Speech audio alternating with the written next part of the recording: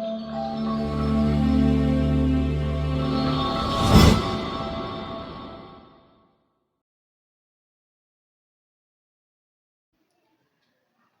मैत्रिणींनो, मी डॉक्टर वीणा भालेराव, सहयोगी प्राध्यापक, मानव विकास व कौटुंबिक अभ्यास विभाग. आज आपण पाहणार आहोत कुटुंबाच्या माध्यमातून बालकांचा सर्वांगीण विकास कसा साधता येईल. सगळ्यात महत्त्वाची गोष्ट म्हणजे बाळाचे आपण पाहिलेले आहे की सुरुवातीचे 8 वर्ष खूप महत्त्वाचे आहे. त्यातल्या त्यात पहिल्या 4 वर्षांमध्ये तर म्हणता येईल की त्यांच्या संपूर्ण आयुष्यातील जवळपास 50% सर्वांगीण विकास साधला जात असतो. आणि या काळामध्ये मग आपण जेवढं शक्य आहे तेवढी चांगली काळजी घेणं खूप गरजेचं आहे. कारण या सुरुवातीच्या 4 वर्षांमध्ये बालक हे आपल्या कुटुंबामध्येच असते. ते कुठे शाळेमध्ये जात नाही किंवा इतर कोणाशी बाहेर कुटुंबाच्या बाहेरही पडत नाही. मग जास्तीत जास्त कोण त्यांच्या संपर्कात असेल तर आई, वडील, बहीण, भाऊ, आजी, आजोबा, आपण कुटुंबीयच. आणि मग ह्या सर्वांनीच या बाळकाची काळजी घेणं खूप महत्त्वाचं आहे. मग यासाठी सगळ्यात अत्यंत महत्त्वाचा विषय म्हणजे बालकांच्या काळजीमधला त्यांना भरपूर प्रेम मिळणे गरजेचे आहे.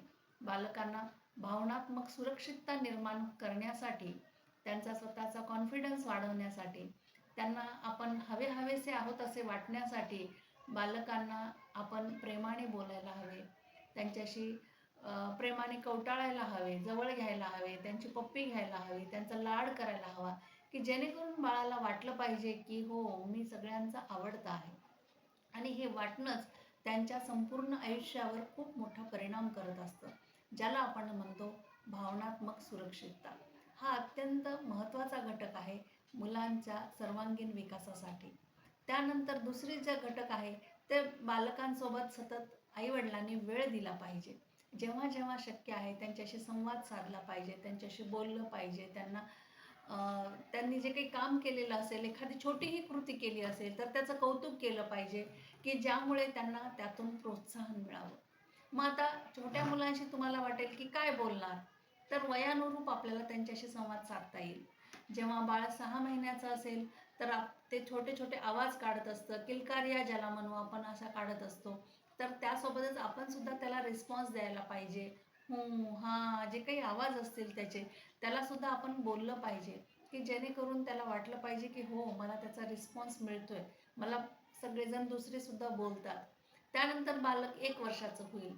हळूहळू त्याला 1-2 शब्द फुटायला लागतात. आई, बाबा, पाणी, भूर, दूर असं जे काही बोलता येईल त्याला, त्या शब्दांना आपण अर्थपूर्ण वाक्य करून त्यांच्याशी संवाद साधला पाहिजे.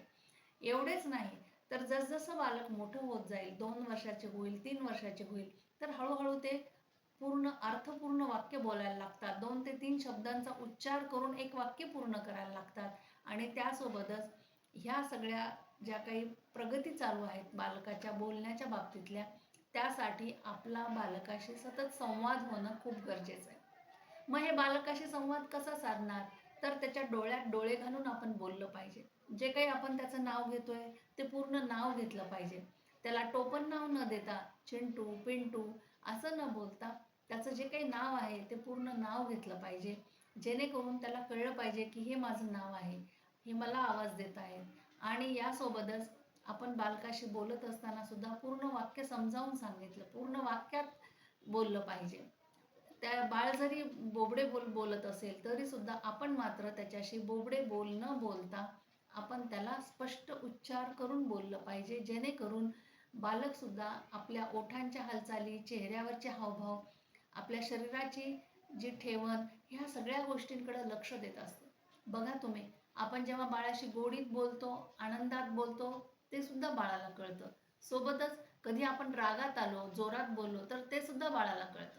म्हणजे बाळाला या प्रत्येक गोष्टीची जाणीव असते आणि ही जाणीव आपण समजून घेतली पाहिजे. तेव्हा बाळाशी प्रेमाने संवाद साधणं खूप गरजेचं आहे. त्यासोबतच जेवढं आपण सतत त्यांच्याशी बोलू, भलेही आपण स्वयंपाकघरात काम करत आहोत किंवा गॅसजवळ काहीतरी स्वयंपाक बनवत आहोत किंवा अजून दुसरं काही काम आपलं चालू आहे, पण तेव्हा सुद्धा आपण बाळाशी संवाद साधू शकतो, त्याच्याशी गप्पा मारू शकतो. त्याला दुर्लक्ष न करता जितकं आपण त्याच्या संवाद साधणार, जेवढे शब्द त्याच्या कानावर पडणार, आपोआपच बाळाचा जे काही शब्दसंग्रह आहे त्याचा भाषा विकास होण्यासाठी तो त्याला मिळत राहील, जेणेकरून तो अर्थ लावणार की आपण काय बोलतोय, कोणत्या संदर्भात बोलतोय, कशाच्या संदर्भात बोलतोय, आणि अशा प्रकारे आपोआपच त्यांचा भाषा विकास होण्यास मदत होईल. एवढेच नाही मैत्रिणींनो, फक्त भाषा विकासच होत नाही यातून, तर त्यांचा बौद्धिक विकास सुद्धा होतो. तुम्ही ऐकता की शहरामधले मुलं खूप हुशार असतात किंवा शहरामधल्या मुलांना खूप मोठ्या मोठ्या पदांवरती नोकऱ्या लागतात, मोठ्या मोठ्या पगारींच्या नोकऱ्या लागतात. तर असं काही नाही की ग्रामीण भागातली मुलं हुशार नसतात, सर्वच मुलं खूप हुशार असतात. एक घटक महत्त्वाचा आहे की यामध्ये त्यांना वातावरण कसं मिळतं. शहरी भागामध्ये मुलांच्या अभ्यासाकडे लक्ष दिलं जातं, ग्रामीण भागामध्ये आई वडील कामांमध्ये बिझी असतात, त्यांना एवढा वेळ नसतो, तेवढे सुशिक्षित नसतात किंवा त्यांना तेवढं ज्ञान नसतं, आणि ह्या सगळ्या घटकांमुळे कदाचित मुलांकडे दुर्लक्ष होतं, आणि यामुळे मुलंही त्यांच्याकडे भलेही बुद्धी असेल, क्षमता असेल, पण दुर्लक्ष झाल्यामुळे या मुलांचा व्हावा तसा विकास होत नाही. त्यांच्यामध्ये तेवढी क्षमता असते तरी सुद्धा त्यांचा विकास होऊ शकत नाही. मग ह्या गोष्टी आपल्या बालकांसोबत होऊ नयेत यासाठी आपल्याला या सगळ्या गोष्टींचं नक्कीच पाळायला हव्यात, ह्या आपण करायला हव्यात.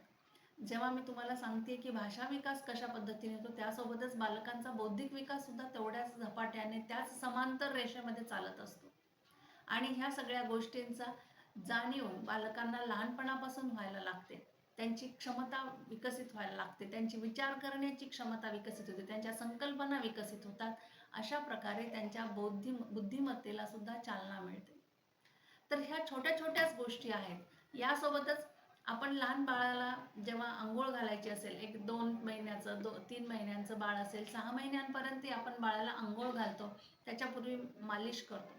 तर ही मालिश करत असताना सुद्धा त्याच्याशी गप्पा मारता येतील, त्याला तो त्याचा अंथरुणामध्ये छान अंघोळ करून लोळत असेल, त्यानंतर त्या काळात सुद्धा तो काय म्हणता येईल आपल्याला की तो छान हातवारे करून खेळत असतो. यावेळेस सुद्धा त्याच्याशी आपण प्रेमाने बोलू शकतो, त्याच्याकडे प्रेमाने गप्पा मारू शकतो. जेव्हा बालक थोडं हळूहळू मोठं व्हायला लागतं, रांगायला लागतं, बसायला लागतं, पुढच्या स्टेप्स घ्यायला लागतं, त्याच्यासोबत सुद्धा बालकाशी आपण जेवढा संवाद साधू, जेवढं त्याच्याजवळ साहित्य देऊ खेळण्यासाठी, त्याच्या आजूबाजूला आपण असू, या सगळ्या गोष्टींचा सुद्धा त्यांच्यावर परिणाम होत असतो. त्या साहित्यामध्ये सुद्धा आपल्या घरामध्ये जे काही उपलब्ध वस्तू आहेत त्याचा उपयोग आपल्याला करता येईल. जसं की काय म्हणता येईल तुम्हाला, घरामध्ये आपल्या वाटी असते, चमचा असतो किंवा अजून काही इतर खेळणी असते, मोठ्या मुलांची खेळणी असते, तर ती खेळणी सुद्धा मुलांना हाताळायला द्यायला हवी.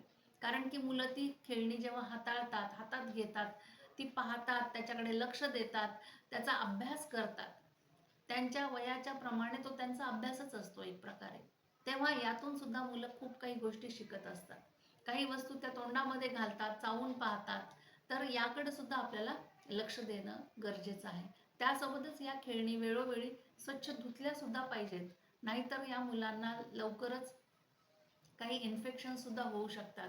कारण की ही मुलांना सवय असते तोंडामध्ये खेळणी घालण्याची, आणि मग त्याला माती लागू शकते, धूळ लागू शकते, आणि त्याद्वारे सुद्धा मुलांच्या इन्फेक्शन होण्याचं प्रमाण वाढू शकतं.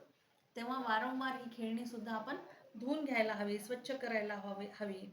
त्यासोबतच आपण जेव्हा जेव्हा त्यांच्यासोबत खेळत असतो, तर साधे साधेच गमती जमते, जसं की मुलाच्या चेहऱ्यावर एखादा कपडा टाकणे, रुमाल टाकणे, आणि त्याला भॉ करून आपण जे काही आवाज करतो त्यातून सुद्धा मुलांना खूप मजा वाटायला लागते. असे साधे साधे खेळ, किंवा आपल्याला घरामध्ये जे काही चित्र असतील किंवा वस्तू असतील, मोठ्या मुलांची वह्या पुस्तक असतील, तर त्यातले चित्र दाखवून सुद्धा आपण त्यांना समजावून सांगू शकतो.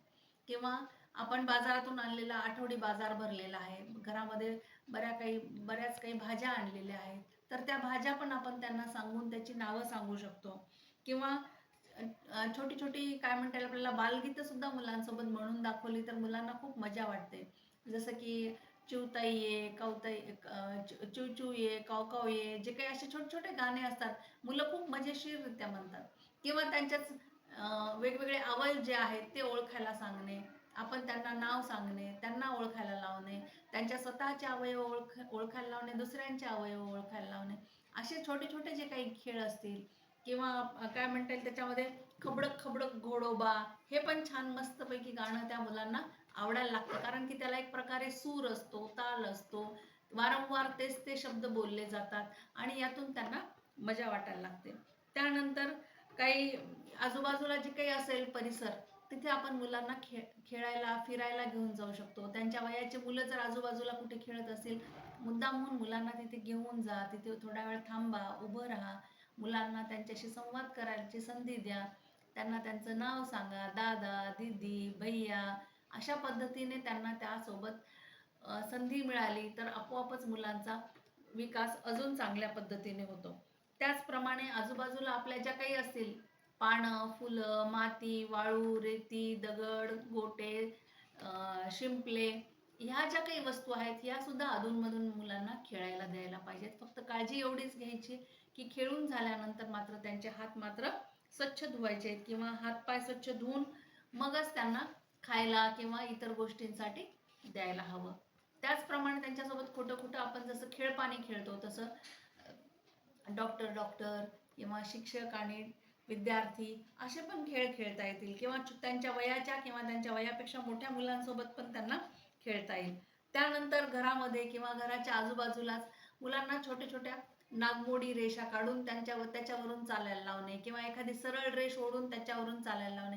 याच्यासाठी मैत्रिणींनो काही साहित्य लागणार नाही, काही खर्च लागणार नाही, परंतु आपल्याला थोडासा वेळ द्यावा लागेल किंवा विचार करावा लागेल, जेणेकरून मुलांना त्यामधून मजा येईल, त्यासोबतच त्यांचा विकास होईल. आपण त्यांना मुलांना जसं की स्वयंपाक करतोय आणि मूल बाजूला बसून काहीतरी खेळत बसलंय किंवा काय करते, तर त्यावेळेस आपल्या पोळीची कणिक, ज्याला आपण म्हणू की गव्हाची कणिक जी असते, ती जर थोडीशी अजून घट्ट केली, त्याच्यामध्ये थोडंसं हळद टाकली किंवा कुंकू टाकलं, तर अशी रंगीत कणिक सुद्धा मुलांना खेळायला देता येईल, ज्याच्यापासून ते मजा करतील, काही वेगवेगळे पदार्थ बनवतील, त्याच्यापासून काही साप बनवू शकतात किंवा रेडिओ बनवू शकतात, सीताफळ बनवू शकतात. आपण खूप साऱ्या गोष्टी आपल्या लहानपणी केलेल्याच असणार, याच गोष्टी मात्र आपण मुलांना द्यायला पाहिजेत. त्यासोबतच मुलांना एखाद्या काय म्हणता येईल, घरामध्ये वाट्या आहेत, चमचे आहेत, ताट आहेत, या वस्तू सुद्धा मोजायला लावायच्या की जेणेकरून त्यांना त्यांचं अक्षर ओळख, अंक ओळख होईल, त्यांना आकडे कळायला लागतील. 5 पर्यंत जरी त्यांना मोजता आलं तर त्याच्या पुढचे आकडे आपल्याला त्यांना सांगता येतील. अशा पद्धतीने मुलांना वेगवेगळ्या गोष्टी किंवा कृती केल्याने खूप मजा तर वाटेलच, त्यासोबतच या छोट्या छोट्या ज्या काही कृती आहेत ह्या केल्यामुळे त्यांना आनंद देखील मिळेल.